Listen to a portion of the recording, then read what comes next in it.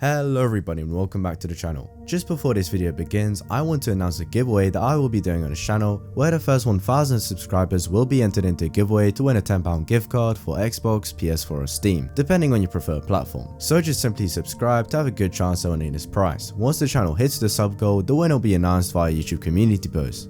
Best of luck. 18 years later, we are still discussing the name Resident Evil 4. Capcom's hit game revolutionized gaming at the time and pushed the boundaries of what people thought games could achieve. However, crafting a masterpiece shouldn't come easy, and Resident Evil 4 was no exception. Capcom created many different versions of the game during development as they weren't 100% sure what to go for.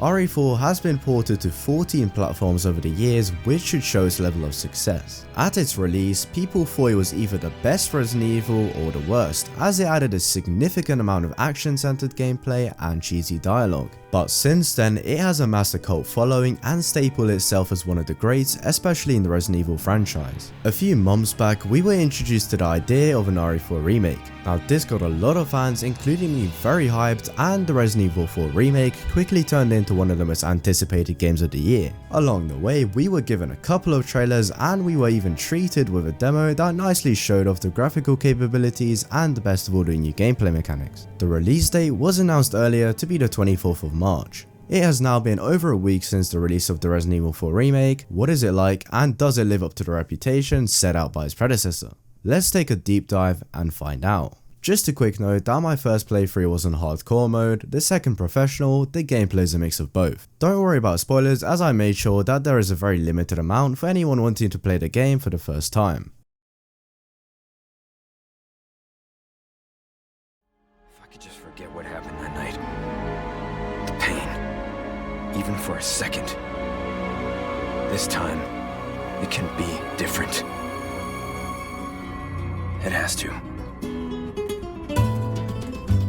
One of the first key things that stand out when you load up RE4 for the first time are the graphics. The game uses the newest version of the RE engine, which is created and developed by Capcom themselves. This engine was originally designed for Resident Evil 7 Biohazard, but since then it has been used for a variety of projects, which includes all of the remakes that Capcom have been working on. This game has the best graphics of any Resident Evil game by far and one of the best looking games I've ever played. Therefore, it's no surprise that the game is decently demanding. It perhaps isn't optimized the best, but is still playable and miles better than most recent game releases, The Last of Us PC remake. Attention to detail and environmental dynamic shadows are stellar in terms of showing the capabilities of the engine. While maybe not as iconic as the original, they look clean and modernized. They managed to adapt them well using the latest software and techniques available to make them look as realistic as possible. The ambience is very effective in creating tension. It is never directly given away what is going to happen next, leaving you constantly fearful although curious. The impressive lighting effects emphasize the horror exceedingly more than the original, which is a drastic improvement as lighting in the older game is very outdated. I do have to say that the experience is overall greatly amplified by the phenomenal graphics. Not the easiest to run, but amazing to look at, tenfold the original, and superb graphics in comparison to games nowadays.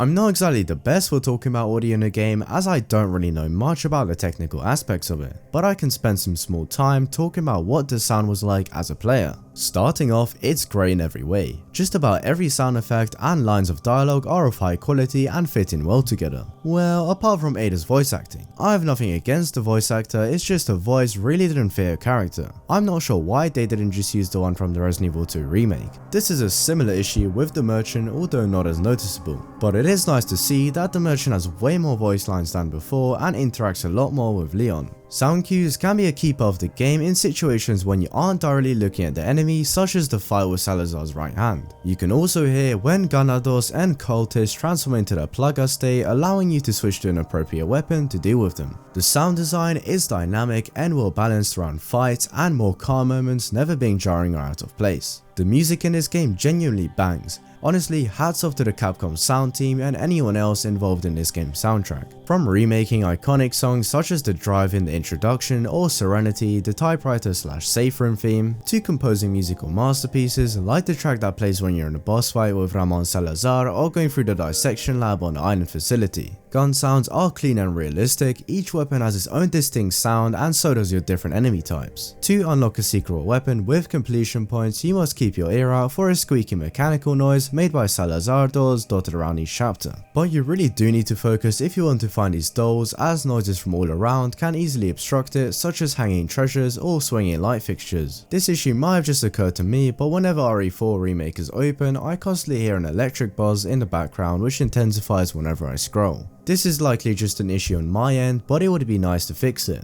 All in all, Capcom did a good job with the sound, much improvement from the original.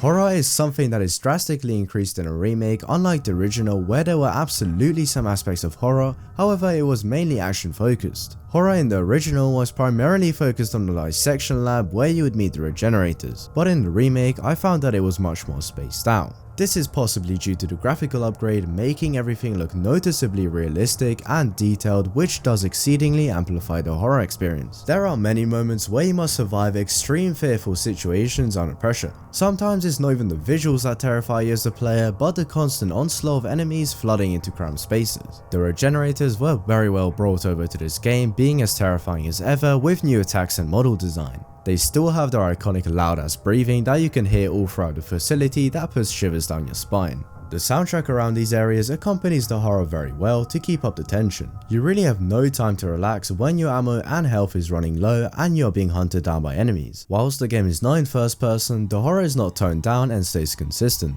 If anything, I prefer third person in Resident Evil games, especially in RE4. This is just because in my opinion, whenever you're controlling a character in third person like Leon F. Kennedy, you just get way more closer to the character, unlike someone like Ethan Winters who you're constantly in first person with and you never actually see them. The location of a rural European countryside, ancient castle and industrial island are all a perfect mix for a creepy atmosphere. Horror is more intensified whilst working alongside the action aspect nicely.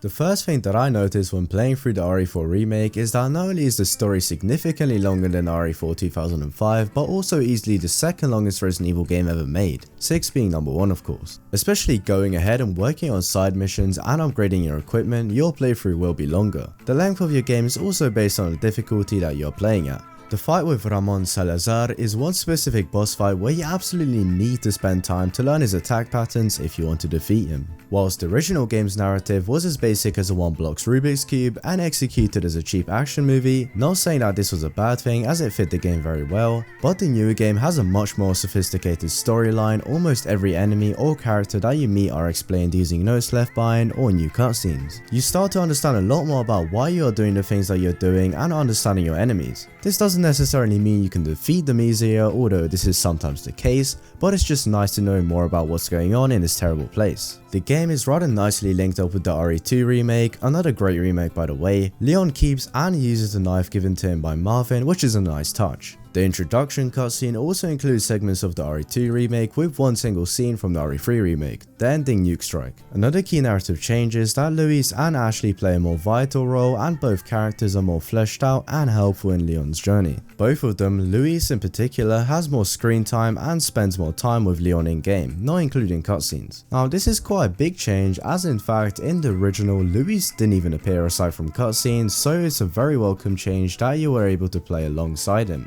But just in case you think he changed too much, don't worry, he is still the cool biologist, Senorita Charmer, Plaga Executioner that we have grown to love, giving Leon ammo and tips to help him survive, while making less questionable comments about Ashley. Talking about Ashley, she's a lot more competent and easier to sympathize with than before. She has an admirable character arc all about her self-improvement and learning to take care of herself amidst all the chaos and horror. The section where you play as her, in my opinion, is infinitely more exceptional than beforehand. Very much so longer and tends the whole way through, as the only thing you're armed with is a blue light and you must traverse yourself through many complex sections of the castle. Some things were completely cut from the game, like the U3 and the laser room, but more has been added and the U3 is likely to be a boss fight in a separate Ways DLC. In conclusion, the story is overall more serious, removing a bulk of the cheesiness set out by the original and expanding on existing characters and foes.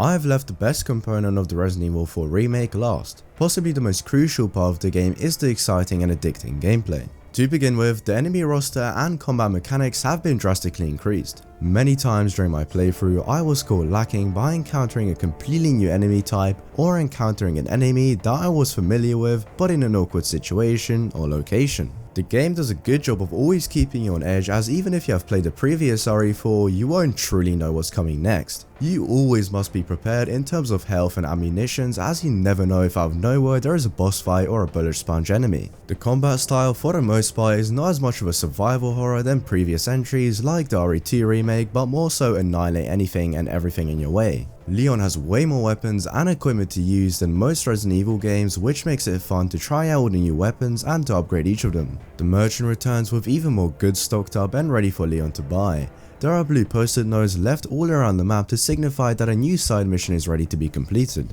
By completing these side missions, you get spinels which you can trade in for even more items such as treasures, resources and weapons. Repeatedly upgrading and purchasing new gear is addicting, and you will find yourself spending a lot of time looking for hidden treasures and side missions to complete. The attaché case plays a more important role, as you can get different variants that each pose different benefits and looks. At certain areas where the merchant stays, you can enter an elevator that takes you down to the practice range. Here, you can use different weapon classes to shoot the pirates while avoiding friendlies, during which your remix version of the drive from the original game plays. It absolutely slaps, by the way, and was a very pleasant surprise. From getting different grades and completing challenges while using the different class presets, you can earn medals, gold being the best. These can be traded into a machine where you can receive keychains of the original characters. Each of these keychains possesses a different perk, such as 30% more money received when selling items. These vary in rarity and are down to chance, but the higher quality medals you put in, the better chance you have of winning a better perk. These keychains can then be attached onto the attaché case to apply the effect. In the original game, the knife is pretty much just a glorified crate opener. It really didn't have much function. However, now it can be used as a weapon in itself, a tool to parry enemy attacks, used to destroy plug inside of enemies, and fight off enemies getting a hold of you. Leon's iconic kick is still here for you to knock down staggered enemies and disperse enemies attempting to stack on top of you.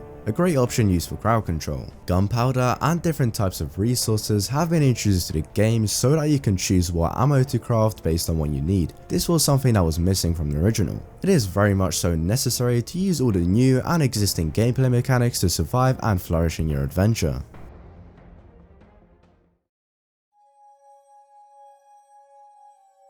What can I say, it's been a long ride with this video, and if you're still here then you truly are a legend. But taking everything into consideration, from graphics to audio to horror to story to gameplay, it is safe to say that this is a near perfect game. Not only by itself, but even looking back onto the original, it manages to take everything that made the first game a masterpiece and further improve on them. While some of the content and original jokes are missing, some puzzles are a little questionable, the result that Capcom have given us is a fantastic game that goes alongside the RE2 remake wonderfully and should set the standard for any remakes in the future. If you enjoy survival horror / action games, then you should definitely check it out. All the way to the end of the game, the Resident Evil 4 remake was more than a pleasant surprise, and I enjoyed every second of it.